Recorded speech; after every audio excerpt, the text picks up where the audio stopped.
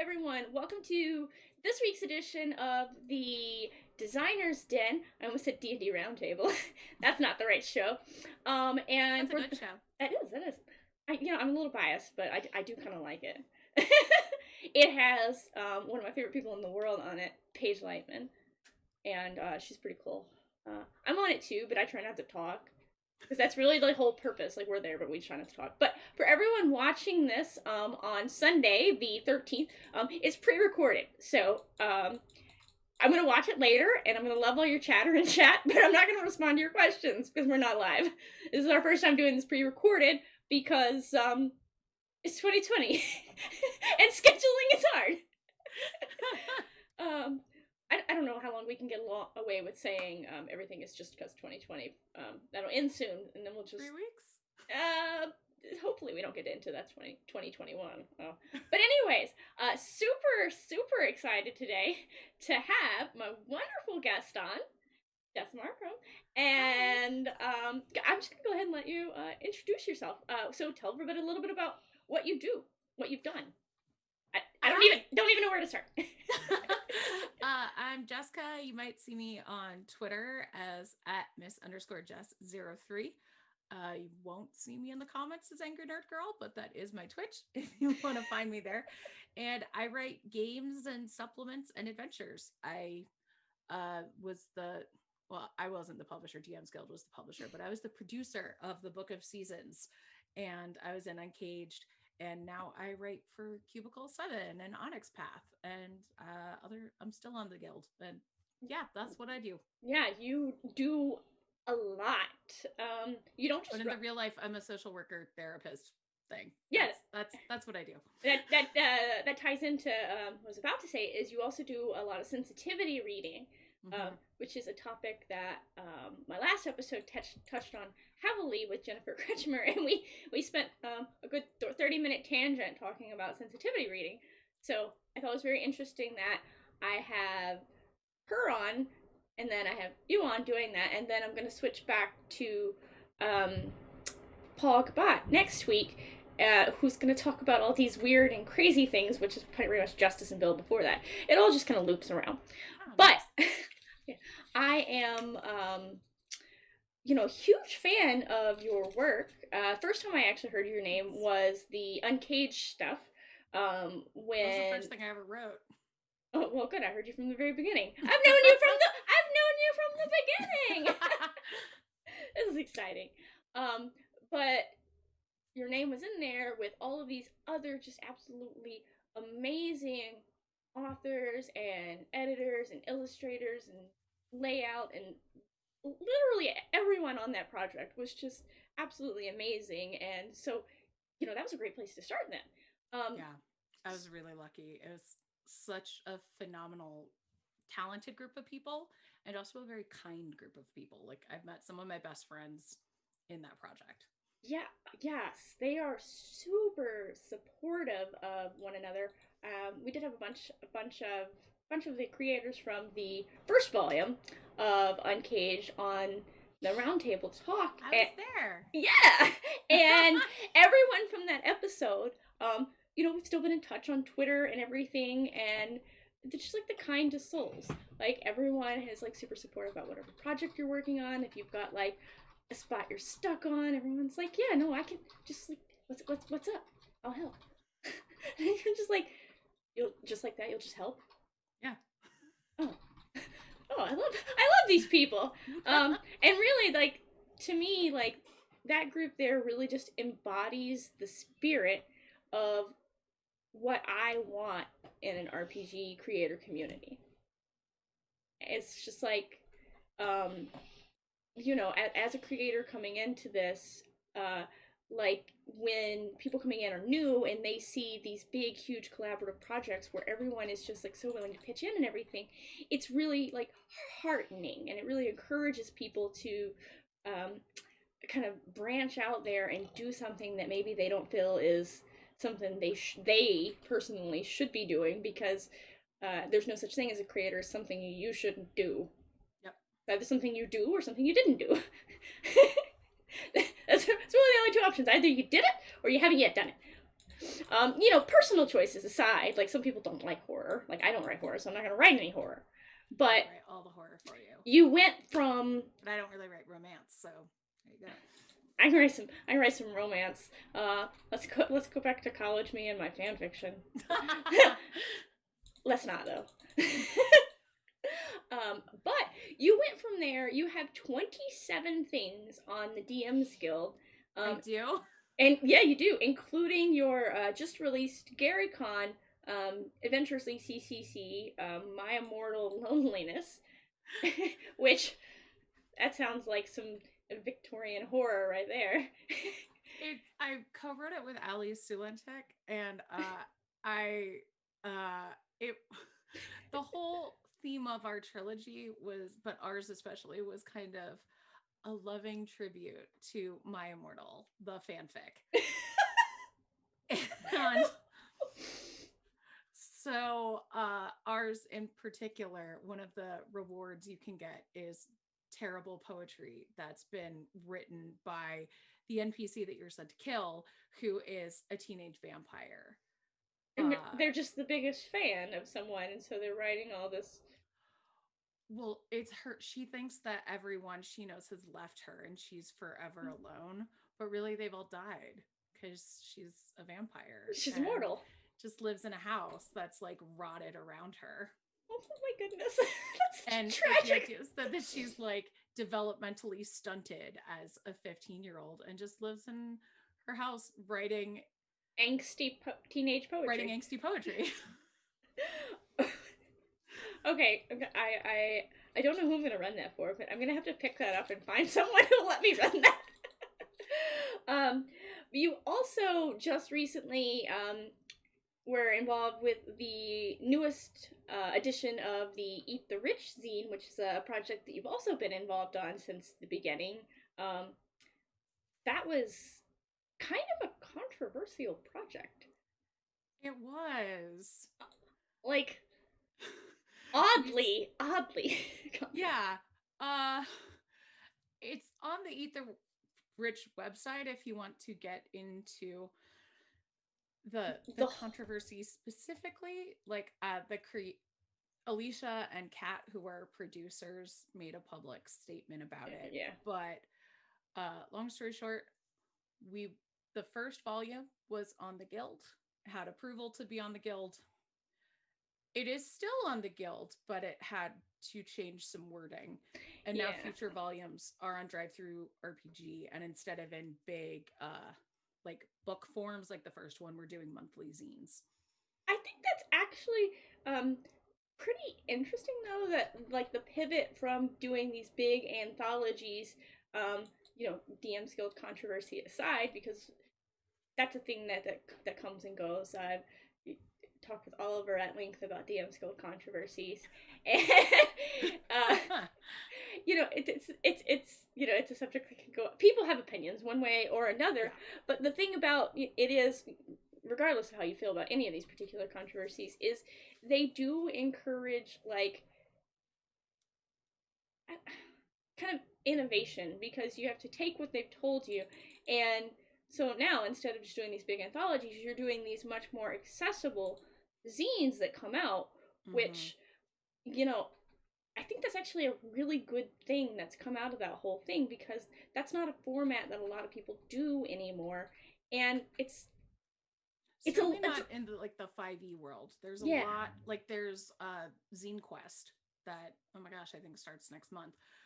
But in the like smaller indie press, there's a lot of it, but we don't see it so much in 5e. Yeah, and it's a, in my opinion, it's a much more approachable format too, because it's not as intimidating as you've got this 20 adventures. Huge volume. Let me pick up the Pathfinder 2 core rule book. Pathfinder 2 core rule book again. Right here. And then you're like, you don't even know where to start. You're like, do I just randomly pick one and just like, but you've moved from, these kind of, I don't know, groundbreaking and controversial things on, and you've learned so much from those. I could tell, like, as you're going and as your writing has evolved, and you've gotten involved with, tons more projects.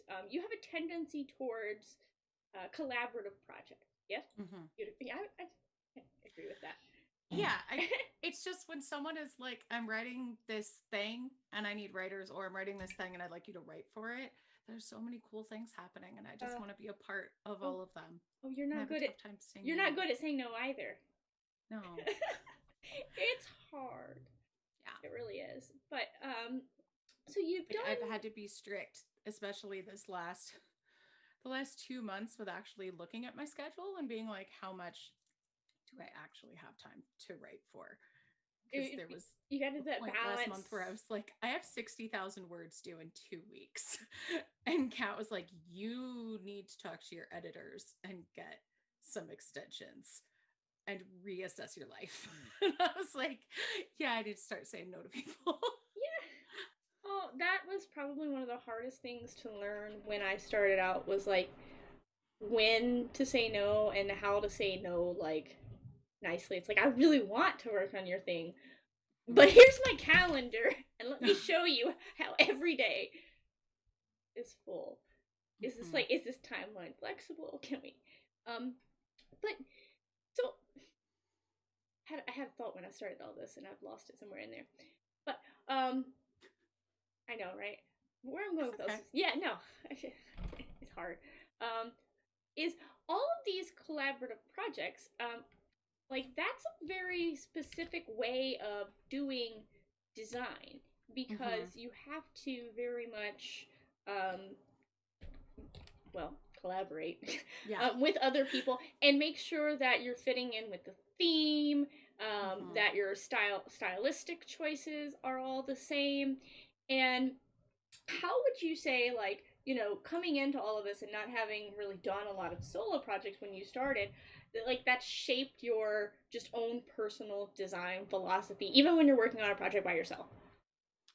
I really like the parameters that it gives you. So, like, Uncaged, which I guess was the most independent collaborative project I've done, because it was really just like we got together in the Discord, I think, after the writing was all done, or at least I did. That's when I joined. And it was like, write a feminist take on a monster. Mm-hmm. And that was That's it. That's the that's the parameter. there might have been like a suggested word count. There was definitely, and a lot of people were like, because it got shrunk down midway through the process. But I usually write shorter rather than longer, so I was like, yay. I don't understand. What shorter, not longer? This doesn't compute with me. I am fortunately an editor myself because I'm normally doing a huge chop on my stuff. Like, oh god, I've got 3,000 too many words. How did this I happen? How did this happen? You just had too many fun things to say. Yeah, I turned in my last school assignment. Even it was like, suggested 6 to 10 pages. I'm like, here's 14. Oh my god. I was the one who, with the 6 to 10 page thing, I was like, I really said all I needed to say in 4.5. I missed it big in the font. Oh, one of those, font size, and we gotta get the Courier. gotta get the margins. Maybe throw in some like extra spaces. Uh, One of the only times I didn't was actually for Book of Seasons, where my adventure was about like basically every Christmas or winter deity or monster can attacks this one town because they all stop believing at once. And there's so many cool Christmas monsters from around the world. I yes. just wanted to put them all in there. And I ended up, there was one part where I was like, this is really just an unnecessary complication to get you up a mountain. Like, you don't need to be abducted by Hans Trapp and the Krampus while you're trying to get up the But mountain. it's But fun. I like them, but it's 1,500 extraneous words. So I just put it on my Patreon and was like, here's a little bonus unedited mini adventure. Oh, so well, speaking of Book of Seasons, it's almost solstice, It is. winter or summer, depending on where we are in the world. Yes. And so there's another installment, or no, not installment, No, sale. it's yeah, we every solstice and equinox we do a 24-hour flash sale where it's half price. I wish that we could make the hardcover half price, but I do not have control over that. DM's Yeah. Guild has control over that. But I There are can, printing yeah, costs. yes. But I can make the PDF half price for one day. So on the 21st, it will be a 24-hour half off sale. So So if you haven't gotten it, that'll be a perfect time to pick that up. So that'll be not the day after, not tomorrow, but a week from tomorrow. week from tomorrow. Yeah. And it's 20 Emmy nominated adventures from tiers 1 through 4. Oh my goodness. It really just spans like the whole gamut. Yeah, I wanted 10 each for 10 for each season that went through every tier. So, but that was too big for one book, which is why it's 2 books. Well, that actually kind of has a tendency to happen on projects you get involved with. Yeah, that happened with Eat the Rich and Uncaged too. We're just gonna do this one book. Okay, we have too much good stuff, so we're gonna do two, no three, no four. I think there's only one Eat the Rich scene left, but I could be wrong. Only one Eat the Rich zine left so far. So far, yeah. Well, they initially got like 250 people who were interested in the project, and then I think like 150 of them quit. So they had the one book of like 20 adventures, and then they've been doing the zines in groups of like 4 or 5 a piece. So mine's in the health and beauty, and it's about social influencer vampires who run like a company store town. That was at my like peak of busyness. Like the call went out and I was like looking at my calendar like, can I squeeze this in here? And I'm like, no, unfortunately the capitalist society that we live in requires me to actually work. So, on point for that, I was like, I need money, therefore I cannot. Yeah, that's apt. It was really just like fitting. It's pretty funny though. I don't think I've written vampires in anything else, and I wrote 2 vampire adventures last year. They both came out within like 2 days of each other this year. I have written a lot of gnomes. I love gnomes. I love gnomes too. I just brought a Christmas gnome to hang my stocking from. Oh. And I'm so excited. Although my Christmas gnome collection nowhere near rivals my mother's. Really? She has gone a little gnome crazy. This is kind of my fault. I got her into D&D. And she made a character, her very first character, and he was a gnome. And then I needed. Her name is Gnome? No, he was a gnome. His name is Simon. Okay. And then I needed a story idea for a GaryCon adventure that I was writing, and she asked if I was writing about Simon. So when your mom asks if you're writing about her D&D character, you're like, yeah, no, yes, oh, yeah, exactly. And then I wrote that. So now we're working on gnome projects together, writing some stuff. You and your mom? And so cute. She's been collecting garden gnomes and other gnomes because she has to have the gnome there so that she can know its life story, so that she can put it in the document. And it's really cute. It's just become a thing. Like her neighbors are all like, Janet, is that another gnome? But not all of them though. Most the only neighbor she cares about is an enabler, and so they make gnomes together.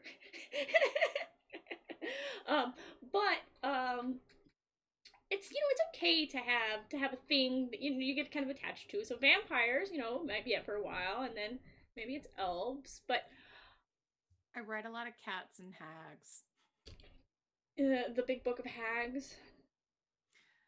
Yeah, it was Grandmother Kirkbosom's Book of Hags, and then the Big Book of Cats. Oh, I got them backwards.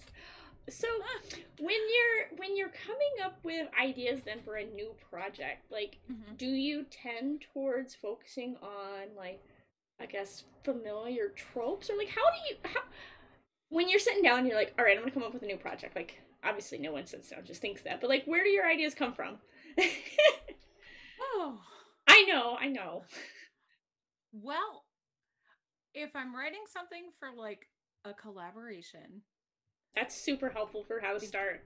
yeah, you have the parameters. And that's also the same if I'm like writing for a game jam, because all game jams have parameters too.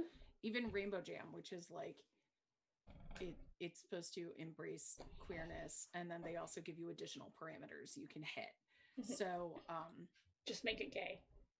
yeah, make it gay, and then like you can use the colors of the flag in your game, or one of the sub things this year was five, like to have the number five in there.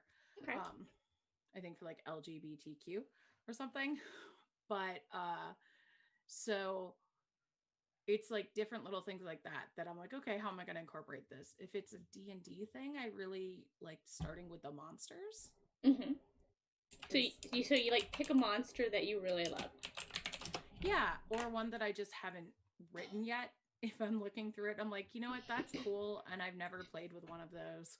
Like, I ended up writing 4 dragon adventures in a month because I realized I'd never actually encountered a dragon in a D&D game, and I was like, there should be more lower tier dragons. So where's the gibbering mouther adventure then? Have you ever played against a gibbering mouth? I have, but I haven't written one. I Yes, did. I have written one. It just hasn't come out yet, actually. Ooh. I played one. I played against one once in an adventure, and like it was the most unexpected thing. We were just like we're just going along, and there's like a bunch of trash in a cave, and then all of a sudden someone's like, "Did that just move? did did that garbage pile just move?" Why, yes, it did. Oh, but Crawling claws are my fun one. I love crawling claws. those were a little creepy. So start with a monster, Yeah. or that's actually actually one of my favorite ways to do it. Similarly, leaping through and like you come upon a monster and you're like, I really like this thing they do. Mm-hmm. I'm gonna build a whole adventure just to somehow make the premise that this does this thing fit in and make sense. Or like, what would it be like if you had this thing somewhere it doesn't go? Which sounds so basic, but like, what would that be like? Yeah, so like, you've got your before we went to Icewind Dale, of course, you've got your band of Batiri goblins and somehow they made it up to the far north. Like, how? Why? What? Right. And now what do they need? Why are they there? What do they need? How did they get there? Did some mad wizard transport them there and they just want to get home? Are they the pillagers and they're there trying to like what's up? Yeah. uh um so um when I have the hardest time today. It's okay. It's the end of the day, and usually you It did really one of these yesterday. I did. Yeah. Yes. Hey chat, we're Yeah. filming this on Monday. Yes, yesterday the 6th, Sunday. But you know, um when you're out there and you've got something, you've started it, you're working on a collaborative project, um like what is like your like you interact a lot with social media. um Draw inspiration from Twitter sometimes. I know I do. People say the dumbest things and it's great. Yeah, I've actually written 2 games based on Twitter discourse, but they were for jams based on Twitter discourse. So, like, one, there was fantasy realism jam that started in response to all of the flack that Mustang Arts got for the combat But wheelchair. wheelchair. And everyone was like, this isn't realistic. And some people are like, let's give you some real realism in your fantasy. So there were a lot of things that were like, basically how to die during character creation, and Yeah. all of it went to charity, like Uh, specifically disability charities. and So then, as a reminder, ramps are in the DMG. Thank you. yeah. Thanks for coming to my TED Talk, everyone. uh yeah, so that was where I wrote brave punishments, which is basically if you're rolling up a criminal, it's unlikely that this is your first crime. So I did so much research for that stupid dollar game that is actual medieval punishments that happened for like 18 different crimes. Okay, like like what? Like The for poaching, you might be dressed as an animal and then released in the forest and had dogs hunt you. so it's like oh goodness, what is And that? also like boiling in oil. There was like a roll to see if you were found innocent, roll to see if you are not guilty, in which case you're unscathed, unless it was trial by ordeal, in which case you are probably somewhat scathed because that might have been like the ducking stool, or prove that you're not a witch by holding onto a hot coal for a certain amount of time. My favorite prove that you're not a witch is she's a witch if she floats, and if she drowns, she's not a witch. And I'm like, there's really no winning solution there. So that wasn't just for if you were a witch. When I was researching, that's for like any crime that was acting in a way that didn't suit your gender. So if you were a man who was cuckolded, they might do that to you. If you Okay. were a woman who was being a scold, which I saw when I looked into it more was really speaking in public against the government. Okay. Okay. That makes sense. A Yeah, woman having an opinion. women having an opinion, particularly a political opinion. Those would all have that, be in that same like crimes against your gender. And I know they had similarly did it for women dressing as men, which would fall in that same category of crime against your gender. Yeah. They tended to lump a lot of those women being non-gender conforming into the, oh, if you're not acting like a woman, obviously you must be a witch. Right. There's no other reason you would be doing this. If you're not a witch, then you're just a heretic, and we're just gonna burn you. Yeah. Problem solved. No, no, but that is excellent inspiration for like fantasy games. Though when you, I imagine you have some of the weirdest search history. I really do. Sometimes I'm just like, you know, FBI. I'm just a writer. I think my search history is weirder when I'm DMing than when I'm writing, though, because when I'm writing, I will need to know. Like, I ended up writing a couple adventures that like involved a pirate ship in some way, and I was like, so how many skeletons would you need to crew a galleon? So like, how many would crew it, and then if you broke them in half, so like you had just hands doing that and feet, like how many could, with a literal skeleton crew, what could you get away with? But when I'm DMing, when people are like, we found this body in the woods, how decomposed is it? And then Like, you have to look up how fast does a body decompose. decomposition in a swamp. What's the best way to hide a body? Body decomposition in a desert. uh, Because or I'm like, well, I know it's been dead for like a week. I was once like in an argument, like if you kill someone and then you bury them in the sand, like they don't rot the same way. So I definitely looked that up, and it's true. Okay. It is more of a preservation process, much like a lot of the remains they find in each, and it totally makes sense because you're like, yes, Mm-hmm. sand just dries everything out. Yeah, Yeah. and you're like, It's faster if you throw someone in a swamp. yeah. The trick to that is though you have to keep them buried in the sand, and sand has a nasty habit of moving. Resurfacing, yeah. And then all of a sudden you're like, oh, dead bodies exposed to the air, and now they're decomposing. Gross. Hmm. So people in like more arid climates, like had like a very hard time of it sometimes with like hiding the body. Bodies? Like, where to hide body? When you're just in a desert, like how deep do you need to bury it in the dune? Huh. There's really not a right answer on that, by the way, because the whole dune will Could shift. move. How long on average does a dune remain in one place? You know, I feel like such a dork because sometimes I'll do safe search, like thinking that I'm okay then, because I'm like, it won't show up in my history, so it's fine. When really I'm on like a dozen watch lists. no, we just play RPGs. You know, we just DM and our players ask the weirdest questions. Mm-hmm. Like, how many body parts do I need to saw off to fit this body in this barrel? That was one where I'm like, you look that up. I'll wait.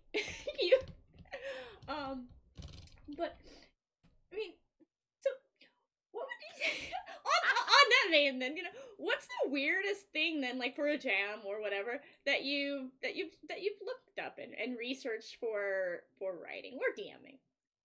Oh. I know that's I a mean, question. That's a question probably that we should ask most content creators. What's the weirdest yeah. thing you've Google searched? Huh. I don't know that I would call mine the weirdest, but the most unexpected for me was fashion in pre-colonial Persia. Huh. I need to know. A weird one for me was military titles of military ranks in Cortez's army. Okay. Okay. I wanted to get a garrison correct, even though it wasn't set in our world. It was set in like a fantasy world, but it was inspired by that. Yeah, but you still have to have an idea for like how do the rankings go up? So like how much more important do they start sounding? Right. So when you're making up names, you make them sound equally as important. Right. you know, you, So it's like, would this be a guard? Is this a lieutenant? Like, would a captain run this or would it be a commander? Or, and I learned that there's like multiple levels of lieutenant. oh my god, yes. And like then when you get into all of that and you put it out on boats, it's just Mm-hmm. it's just like the only one that I've got down solid. Captain has one ship and Admiral has a fleet. Yes. Outside of that, I'm like, yes, they're in a navy. Yes. it's There's boats there.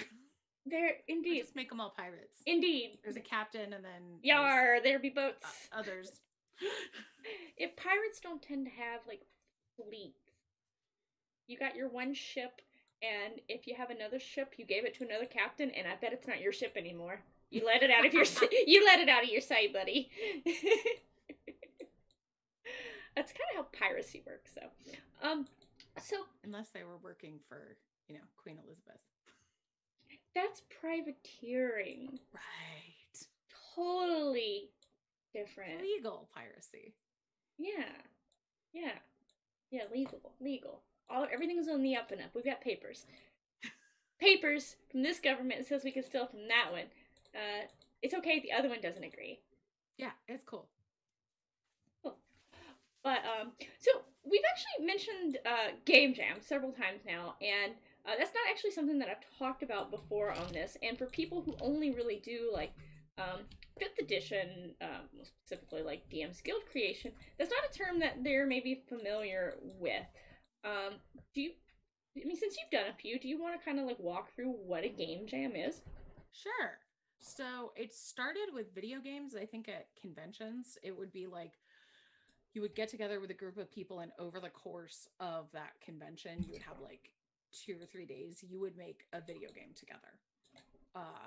But now they're online. You can also do tabletop games, and a lot of the video game ones are still that short. They'll be like 2 or 3 days. But in my experience, most of them are like 2 weeks to a month. Mhm. The one that I ran ended up being 2 months just because I realized I hadn't submitted anything for it, and it made more sense as a Halloween jam than a September jam. So I was like, we'll just end it on Halloween. And Deadlines. What are deadlines? yeah. So, but basically, you have like a short period of time and a theme, and you make a game or a part of a game, like a supplement, or if it's like a video game, maybe a demo of a game, like Or something playable. yeah, or maybe you just do like a level, like one. Right. Yeah.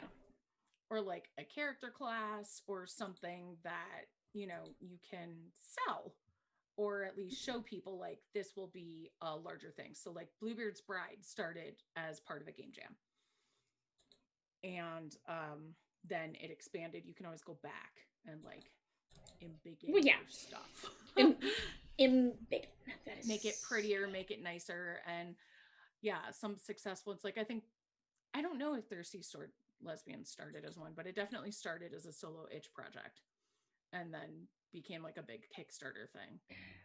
So that's kind of how they. It became an all over my Facebook feed. Every ad was about it until I was like, okay, fine, I'll go look at it. Thirsty Sword Lesbians. Like, I don't know who named it, but like, nailed it. It's a good name. Nailed it. Yeah, I was like, all right, yeah, no, okay, I need to know. So if you had like a dream project, like what, what? I mean, obviously, like dreams change and everything, and like a lot of people are like, I worked on my dream project. Okay, well, what's your new dream project? I was gonna say I did get to work on one of my dream projects this year. It's just like most dreams. Once you finish one, you got to get a new one. You need a new one. Because my dream initially was just like to work on a project, and then I did that, and then it was like to work on a project and get it published, and then it was like to work on a project for Wizards, and then I'm like, I don't know how big I can dream. Yeah, it was funny because I was like, I want to write for Pugmire, and I got to do that this year. And then it was stupid. I was like, I want to be involved in a successful Kickstarter, and then I was like in 3 this year, and so this has been like a shitty year in life, but like a good career year for Jess. It really has been though for you, like it has been. I mean, not that I've been trying to escape your name on Twitter, but it has been very hard to avoid it if anybody was, because you've been no, it's a good thing. It's a good thing. You've been involved though with just like so many successful projects this year. I know you were on just something I can remember offhand, the Princess Project. You've had the Book of Seasons stuff. The Feywild one. Across the Plains. Yes, there you go. Yeah. And then the Darkhold, Zentarum one, and like, it was just like for a while. For a while, it was just like, I mean, still is probably like hit after hit after hit, and you're just like, man, you just want to have like a big celebratory party. I mean that's. I'm immunocompromised, so I party in my house by myself. We are having a party. This is the party. Our party this year has been producing content. Yep. That is the party. That's the party, everybody. Everyone's welcome to join. It's a group party, because that's the more the merrier. The more people start writing this stuff, like the bigger the market gets, and there's more people playing it. And it is definitely one of those things where, in this case, like a rising tide does lift all ships. Like people are like, well, the market's going to be oversaturated. Like, it's RPG, right? So like, are there like too many movies, and people are like, I don't want movie. Like, there's no such thing as like oversaturated, because like there's always a gap in the market. Like, there's going to be this one thing that somebody's like, I want to do this, and you're like, okay, now we have an opportunity to write 300 of that.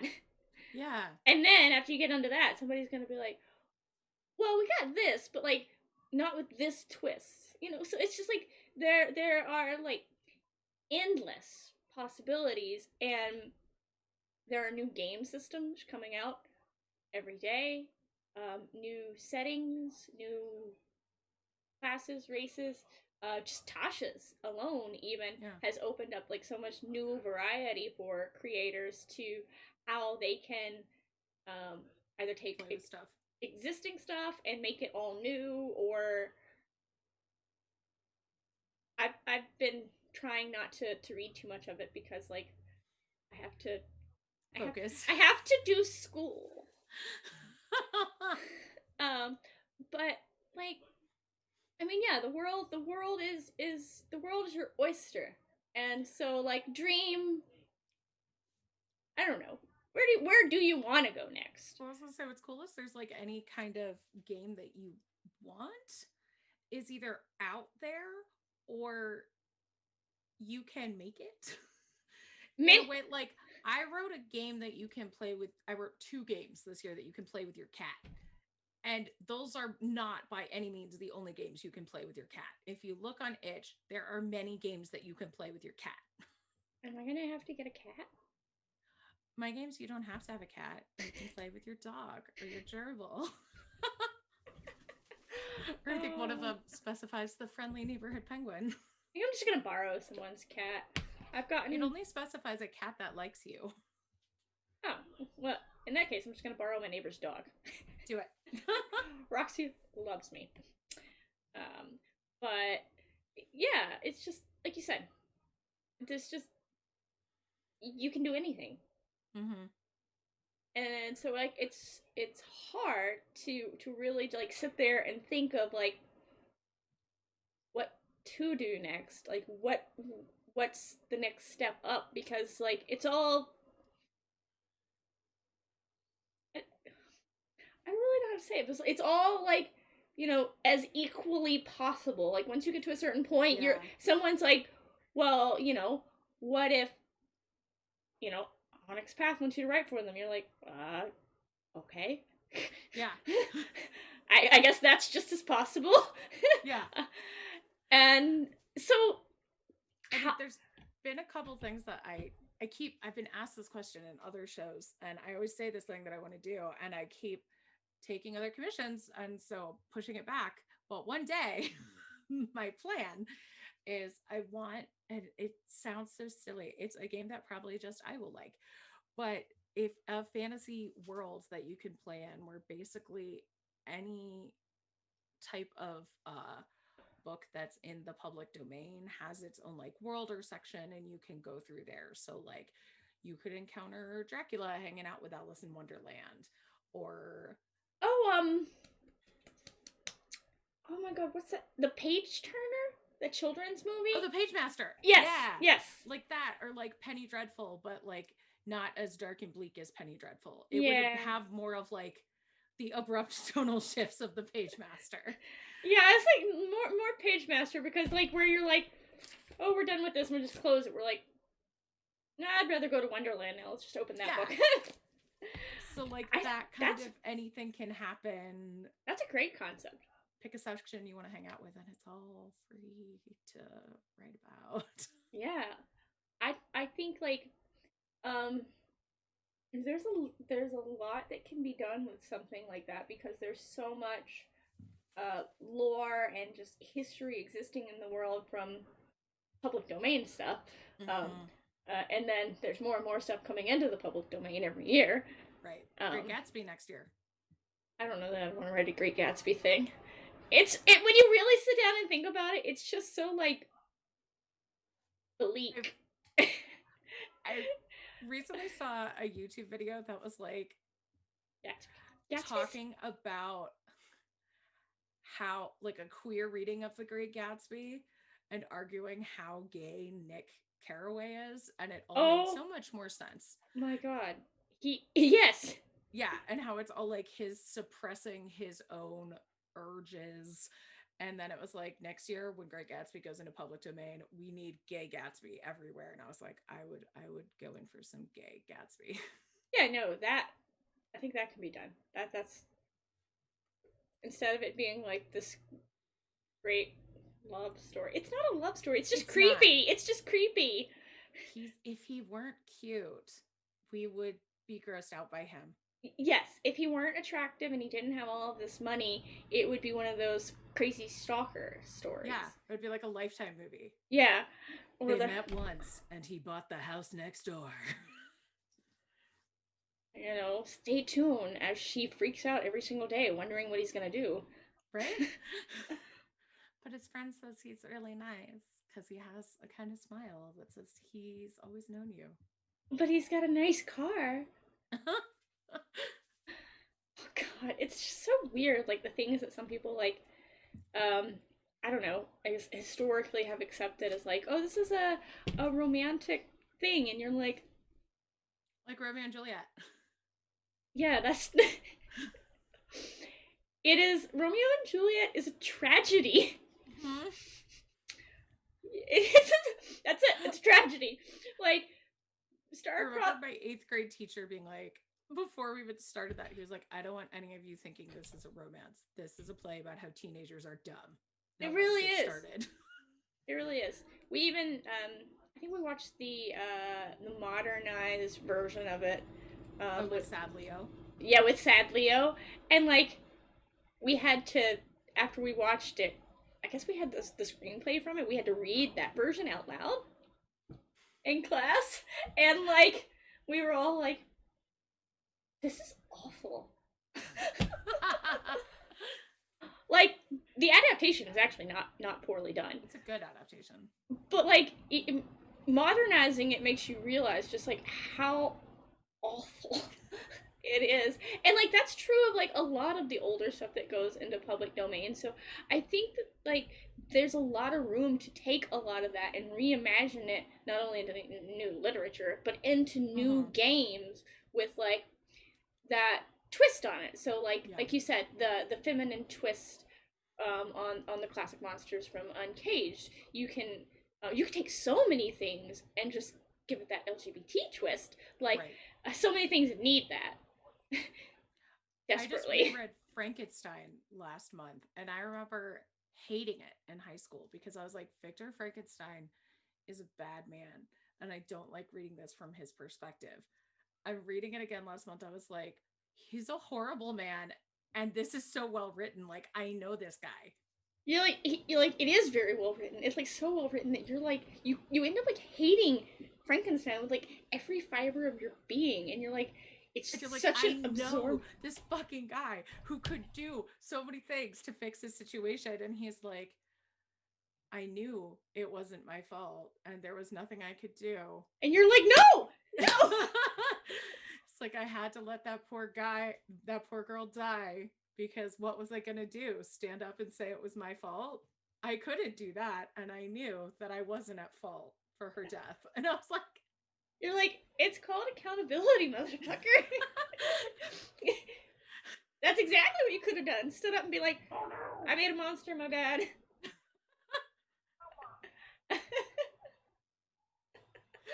Oh, he's so self-involved.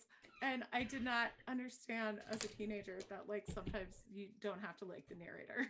I mean, sometimes I've looked back on some of my older like D&D or other tabletop characters, and I've been like, oh man, I was Frankenstein. I created a monster, and I'm so sorry to everyone who played at my table, because like, I played to the character, and I'm like, I was an asshole, and you all just let me. Well, like my character, like, I, even as the asshole character though, like I never was one to like monopolize the play and be like, oh, we're gonna do everything this way and that's how my character would do it. Like they would just, like be as much of an asshole as they had the spotlight on them. But still, it's just like, why did everybody let me make these monsters? But also like, it's not a matter of people letting me. Like I did this. And I will not be Frankenstein. I think probably my most jackass character decisions were when I would play characters who were like all muscles, no brains. And whenever people are like, we need a way to like sneak into this because we can overhear that there's people who want to kill us in there. And I was like, planning is boring. We're just running. Leroy Jenkins. I That's not a good idea in like the One Ring or Call of Cthulhu. You will die. I have a character. He's a bard. His name is Leroy Hankins. Aww. He is that asshole. It's so fun being that asshole though. But that's at that point. At this point, that one's like a trope, and like he's kind of more like that lovable scamp. Like he makes it really clear, like his intention of like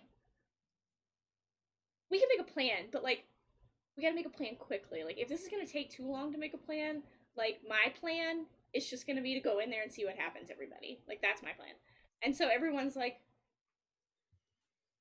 intentions have been stated. We gotta come up with something better than that really fast.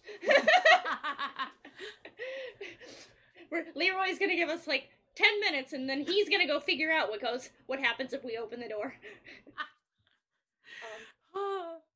Yeah, I think mine are based in my high school me's tendency to my friends would get into really big fights about like where we were going to go to dinner or like whose house we were going to do. And it would be just this huge thing where I would just be like, I'm going home now. Bye. We still haven't decided. All right, bye. I'm just leaving. Bye. And so I think that comes out in my character of like, I don't like this planning now. Bye. You have reached the end of my patience, and I shall depart. Farewell. Instead of leaving, like bashing down a door to go get shot in the face. Yeah. We're gonna check for traps. With my face. We're just gonna do this nobly check for traps by running on all of them. The old-fashioned way. Well, they didn't used to have this, high-tech, newfangled magic. We just found out there was a trap by triggering it, Did you see Onward, the Pixar movie? No, I saw Onward, and or Disney? Is it? I think it's Pixar. It's Pixar. Okay. Oh. Not only did I see Onward, and I have a trash unicorn, but we watched it like. Right, I'll show you my catacorn. 6 or 7 times, like in a row at the beginning, because we were trying to find the beholder. Is there one? Allegedly. Okay. Allegedly, there's a beholder in the tavern. Did they have to pay for that? Because I didn't think it was like D&D officially. I thought it was like their monster thing. Well, I mean, even. Oh wait, no, beholder's OGL, so yeah, they could do it. Yeah, they just can't call it a beholder. The name. Right. Yeah. But if it exists in there and somebody knows where it is and can get a screen cap of it and circle it for me and get a timestamp so I know where to look, you can contact me via my website or any of my social medias. Because, yeah, I've definitely watched it probably like 10 times. Alan's nodding. That number sounds right. Yeah. He watched it with me too because we were going to find it. Mm-hmm. Oh. And it's a damn good movie. The internet says it's in the tavern, and we're like, where? Bitch, it's not. Do you have a special version? Because we were watching, because it released to Disney Plus, and so we watched it like literally one night. We watched it like back to back, like 3 times. Just to look for the beholder. Well, then it's a great movie. Oh, okay. My only wish was I wanted the mom and the manticore to get together. I thought they would have been a cute couple. I know I was like, are we having a lesbian romance? It really seemed like a little lesbian road trip that they were going on. I mean, we don't know what happened off screen. Maybe they became like a poly triad with the centaur cop. He was just like the most inept character ever, and like I just loved him so much for it. I'm like, you're trying so hard, buddy.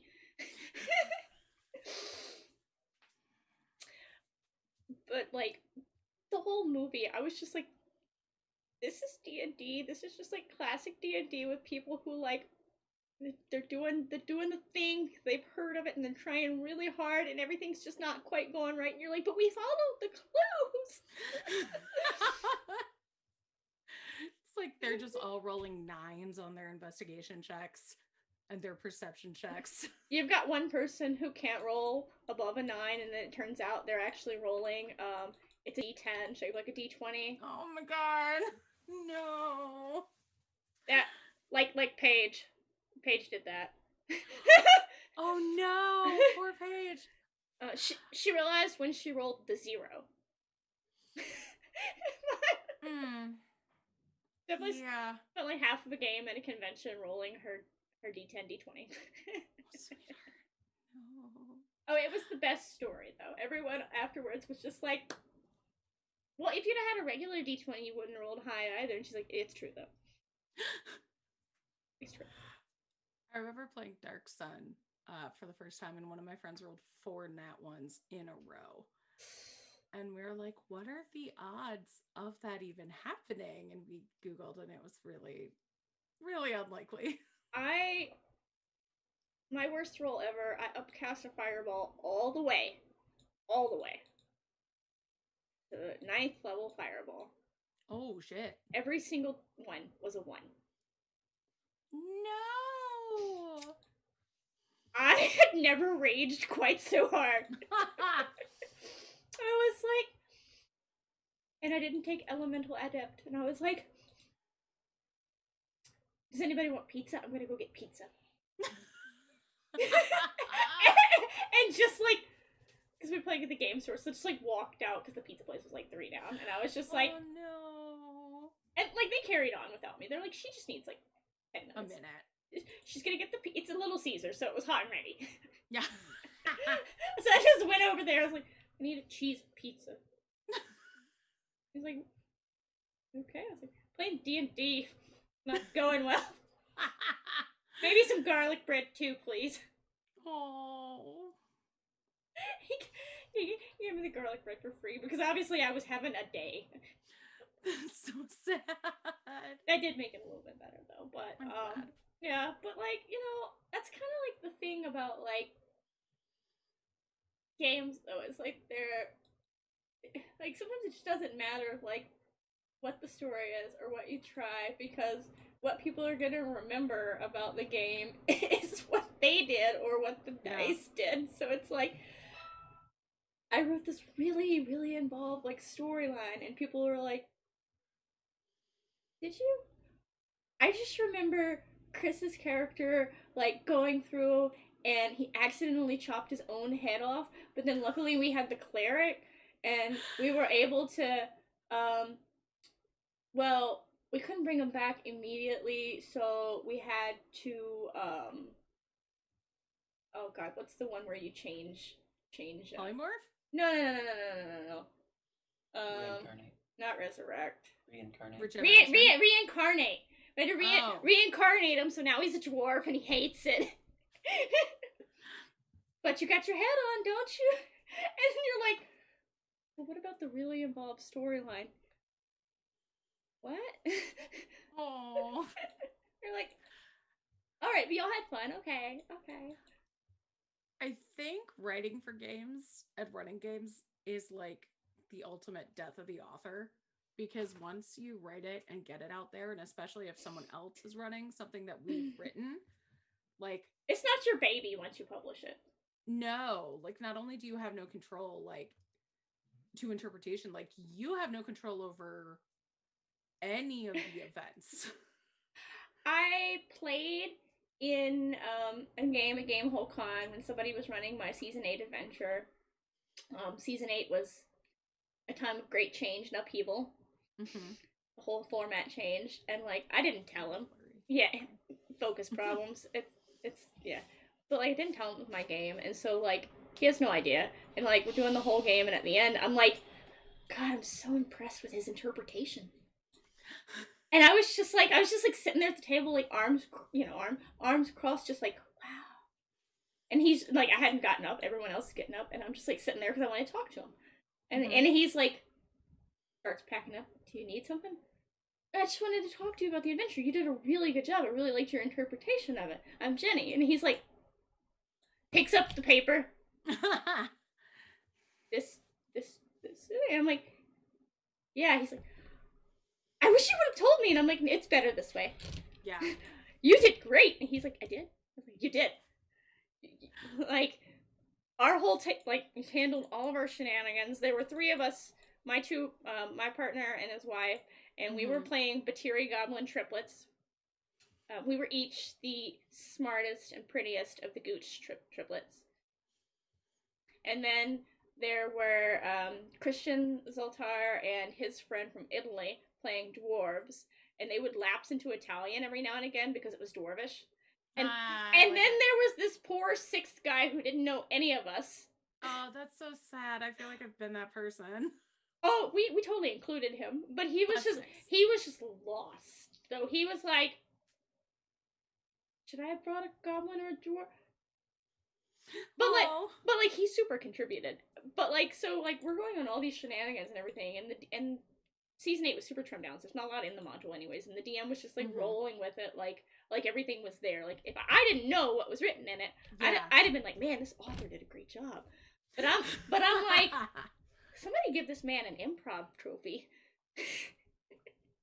But like you said, phenomenal. Once you get it out there into the wild, like, it's not your baby, and it's hard. Yeah. It's hard for some people to come to terms with that.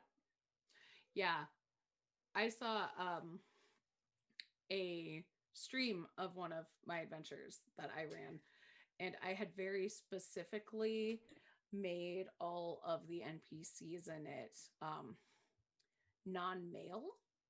And when I watched the stream, they were almost entirely male. They somehow all ginger swapped. Yeah. The non-binary characters were male. The antagonists were still female. Oh. But the ones that the DM wanted the characters to side with had become male. And I was watching it, and I was like, huh.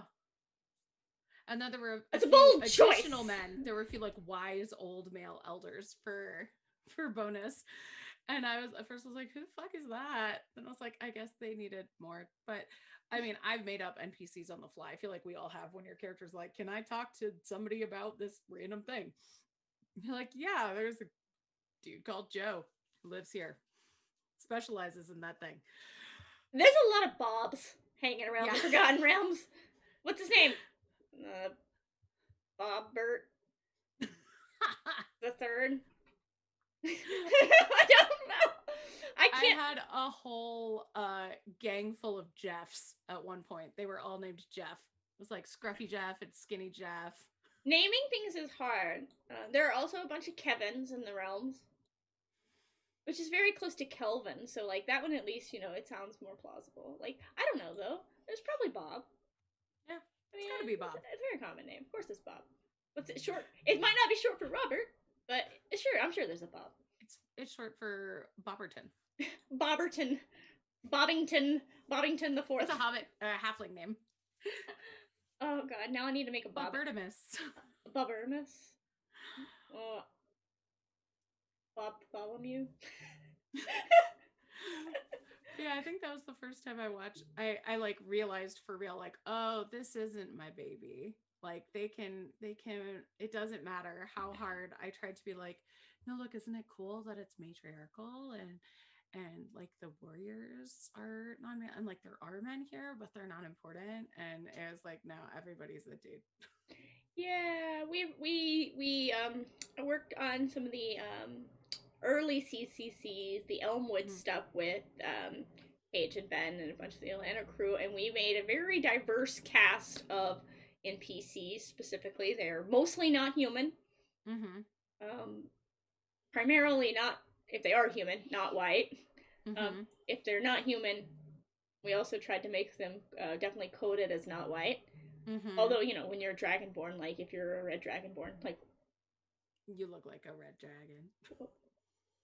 Who knows what, human ethnicity that relates to. But, like, the number of times I've seen people running it and, like, the whole town is suddenly human, I'm like, did we get a bunch of new settlers? No? Did we just reincarnate the whole town and get lucky? I don't know what happened, but all right. Lucky. Unlucky. But it is definitely like a different experience. Like, playing something with the author versus like playing it with someone else and their interpretation of it. But I think that's actually kind of one of the beautiful things of RPGs is you can play the same thing 12 times with 12 different, DMs and it never be the same experience. Even if it is an adventurous league game, and in theory, then it should be the same experience, but it's not. Right. It's not. It never is. And so, like, I think that's one of the cool things, and like something I do struggle with as an author is like putting enough in there where I feel like super comfortable that no matter what their interpretation is, they're gonna get the spirit of what I intend, because I know, like you said, it doesn't matter if the spirit of what I intend is hella gay. It's somehow gonna end up not that way when someone runs it. Right. A lot of people probably will make it hella gay in the intended spirit, but then there are gonna be other people who are like, that doesn't seem realistic. Right. I'm like, and if you want realism, get brave punishments. if you want realism, why don't you go outside and hike up 400 stairs for me? Oh, jeez. Yeah. And then tell me how you feel about ramps. Thanks. Oh, Lord. Just saying. Yeah. I had some friends, college, like the whole thing on Twitter about the ramps and the stairs, and I was like, so you remember the stairs at the university going up to the hill to the math building? They're like, yeah. I said, how many times did you take the stairs versus go over to the UC and go up the ramp? Valid point. Okay. All right, valid point. I would go around the long way to go up the ramp. Because fuck those stairs. I was like, ramps are a real thing. Yeah. People put them there because they're convenient. And you, who are perfectly capable of walking on your two legs, choose the ramp anyways. Yep. Ramps are nice. They're good. I love them. They make inclines, like a nice back and forth. This is good. It's easier to walk. Yeah. Sometimes my old hips and stairs. I do. I have old lady hips. I think I'm older than you. I know. But I have old knees. Yeah. Well, I when I was born, I tried to come into the world butt first. Oh. So I had to wear a hip brace for like the first couple of years of my life, and so like, I would do it. Hello, random hip pain. Walking along, I'm like, I'm fine. Everything is not fine. It's fine. Go on without me. Welcome to the joy of being human. But we digress as normal. So we are about to the hour mark, or just over the hour mark, somewhere around there. Who's counting? Do you have anything really cool coming up? Any events that you're going to be participating in? Somewhere people can come play your adventures as you intended with you?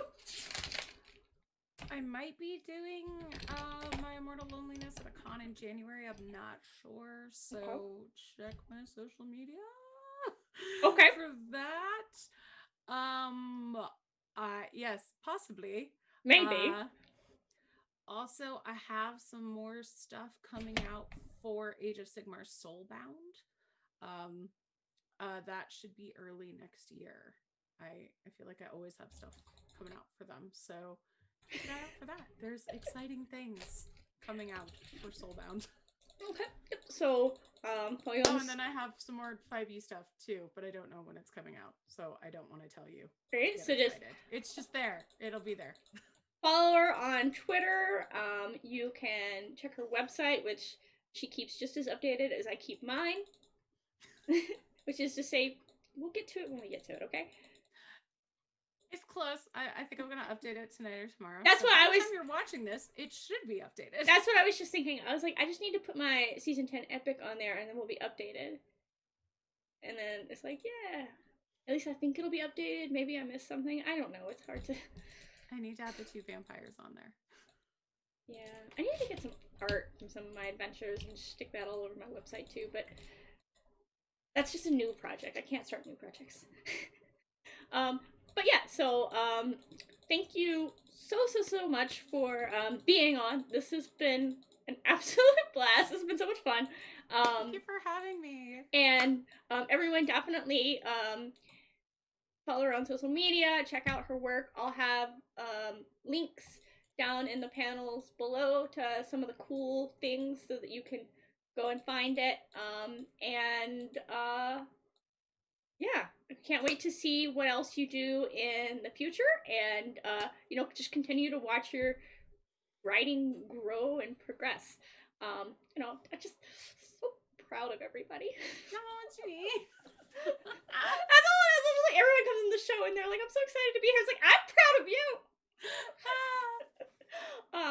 But yeah, so tune in next week. We're gonna have Paul Gabat on, who is also an Emmy Award winner. Super excited to talk to him.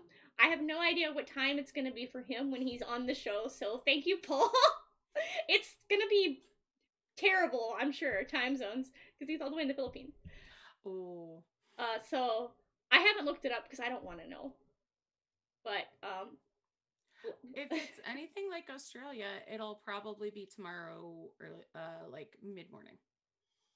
Yeah, I just hope it's not. I hope it's just not like 2 a.m.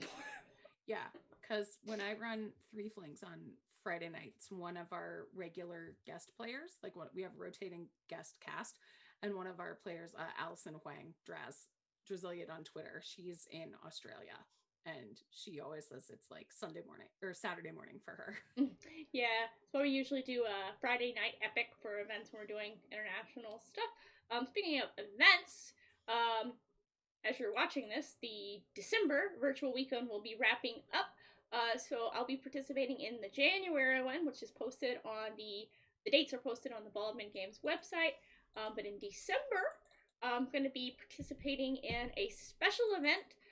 Paige Lightman and crew are putting on virtual. It is the Georgia Blue Beholder Benefit. And so we're going to play some games to raise awareness and money for the Georgia Senate runoff. We are trying to flip the Senate, make it blue. So we got a really cool little blue mascot and everything. We're going to run some games, going to have some great names down there. Play some games with me, play some games with Paige, Ben, John Banerjee. There's actually a list of people, and I have completely forgotten all of them right now. And you then just named a bunch of cool people. I did. And then in January, I think before the virtual one, I'm going to be doing some stuff for Jasper's Game Day. I think. That's awesome. Schedules are hard. Finway asked me, and I have the date somewhere, but in the new year, we're going to do a lot of games, everybody. But I'll figure out some more on that schedule and, keep you updated probably next week. But in the meantime, thank you so much for tuning in, and we'll catch up with all of your comments and your questions on chat. Get them over to Jess via social media. And thank you all so much. That's it for this episode of The Designer's Den. Bye, everybody. Bye.